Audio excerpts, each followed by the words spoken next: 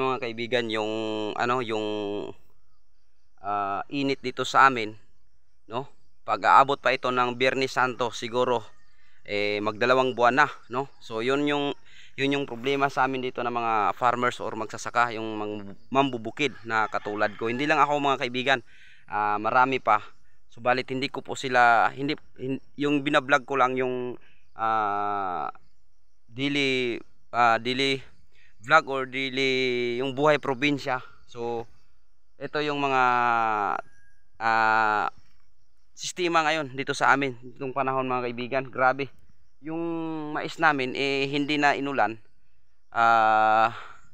So yun nga, yung sinabi ko, kapag aabot pa ito ng Biyernes Santo, magdalawang buwan na walang init. So yung mais ko is magdalawang buwan na rin sana ito ngayon, kasi 24 ito natanim, no? So ito yung bunga, ganyan yung bunga ng ating mais. Ayan, so ibig sabihin niya mga kaibigan, may posibilidad na ma-failure yung mais natin dahil sa sobrang init, no? Hindi timbang yung panahon, yung tempo ng panahon. Dapat sana ulan, init or ulan, ganyan. So walang ulan dito, matagal na. So yun yung problema mga kaibigan. Yan. Yung mais natin, yung dahon, wala pang bunga, natutuyo na. Ayan o, makikita nyo po yung kulay puti. Susunog po yan dahil sa sobrang init. O, wala pa yung puso. Ito yung bunga niya, kaliit. Ayan o, makikita nyo po. So yung mga kaibigan, so ganyan po yung nangyari sa ating maisan dito sa bukid. So yun mga kaibigan, bago po ang lahat, welcome po pala sa aking vlog. At siyempre kaibigan, kung bago ka pa sa aking channel, please don't forget to subscribe. Ayan po, maraming salamat mga kaibigan. So yung mga kaibigan, may bulaklak na siya. Kung sa Bisaya nga, banay. So yung mga kaibigan, kailangan dapat ito ay kailangan to ng ulan. So wala pong walang ulan. So ayun may banay na siya pero wala pa siyang may bulaklak na siya pero wala pa siyang bunga dahil nga sa sobrang init ng panahon.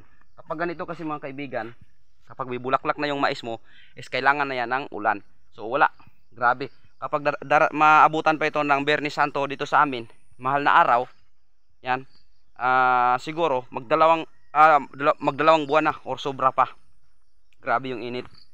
So noon, nag-init din dito. Isang buwan at kalahati, ngayon magdalawang buwan na, so or higit pa mga kaibigan. So yun po yung resulta sa ating sakahan.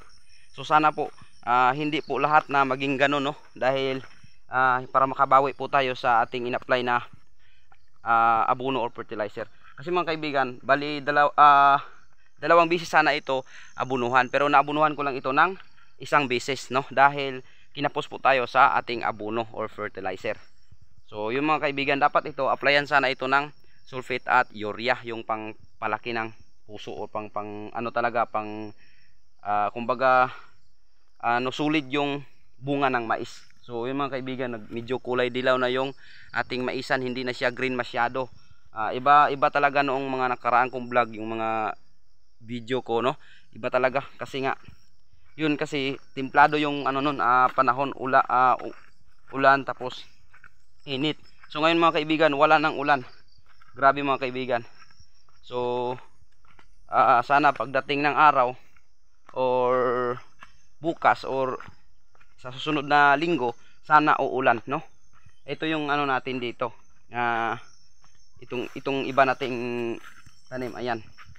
So yung mga kaibigan, medyo okay naman dito banda, pero yung doon sa lang sa taas, so napaka naawa ko doon sa maisa natin dahil grabe talaga. So yung mga kaibigan, ipapakita ko sa inyo ulit. Punta natin yung yung mais na na damage, kumbaga tinamaan talaga ng halos to mga kaibigan, tamaan to ng init. Pero yung doon banda talaga medyo napaka talaga, kawawa talaga yung mais.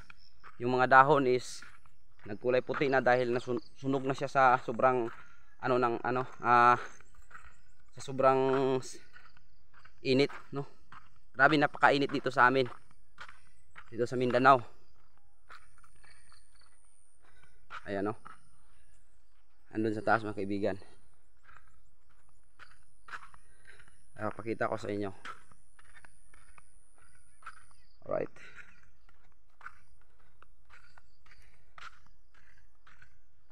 Yung grabe talaga. So ayan oh.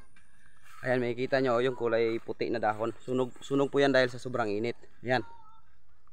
Ayan. So grabe talaga. Ayan. Oh. So paano na yan? Sana may maano tayo. So tuloy tayo doon sa baba. Sana may ma-harvest tayo, no? Pero kapag ganito mga kaibigan, laging mainit, walang ulan, eh hindi templado yung panahon. So panigurado failure po tayo sa ating harvest. Pero sana kahit failure tayo, eh makabawi tayo sa ating pinuhunan dito sa ating munting sakahan. So yun, matagal na ako hindi nakapag-vlog, nakapag-upload dahil nawalan ako ng gana, no? Nawalan ako ng gana dito sa sistema ng ano,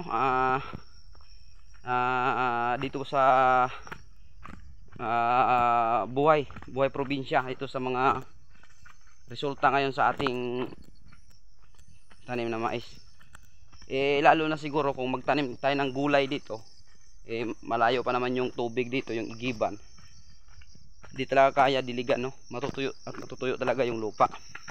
Ay mga kaibigan, makikita nyo po, halos nagbitak-bitak na yung mga lupa. Ayan oh. Ayan. Yan. Dahil po yan sa sobrang init. Grabe. So dito mga kaibigan, itong dito banda, okay naman yung mais natin dito, no?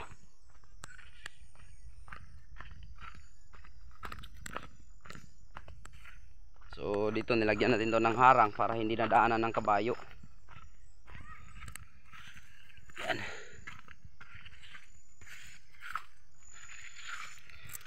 So yan.